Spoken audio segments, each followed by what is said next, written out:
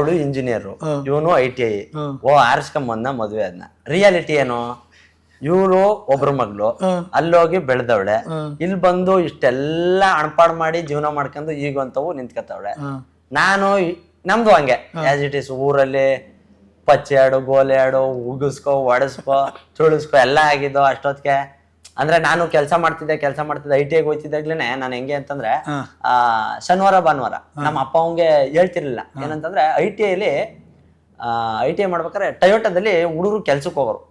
ಒಂದ್ 170 ರೂಪಾಯಿ ಒಂದ್ ಶಿಫ್ಟ್ಗೆ, 170 ರೂಪಾಯಿ. ಅಲ್ಲಿ ಏನ್ ಮಾಡ್ಬೇಕು ನಾವು, ಕಾರ್ ಪೇಂಟ್ ರೆಡಿ ಮಾಡ್ತಾರೆ, ದೊಡ್ಡ ದೊಡ್ಡ ಟ್ಯಾಂಕರ್ಗಳು, ಇಷ್ಟು ದೊಡ್ಡ ಇರ್ತದೆ ಟ್ಯಾಂಕರ್, ಮಿಕ್ಸ್ ಆಗಿ ಎಲ್ಲ ಟ್ಯಾಂಕ್ ಆಯ್ತದೆ.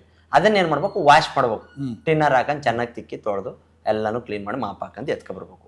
ನಮ್ಮನೆಯವ್ರಿಗೆ ಏನ್ ಹೇಳ್ತಿದ್ದೆ, ನಮ್ಮಪ್ಪ ಗೌರ್ಮೆಂಟ್ ಅಫಿಷಿಯಲ್, ನಮ್ಮಮ್ಮ ಅಂಗನವಾಡಿ ಟೀಚರು, ಇಬ್ರು ಕೆಲ್ಸದಲ್ಲಿರೋರು.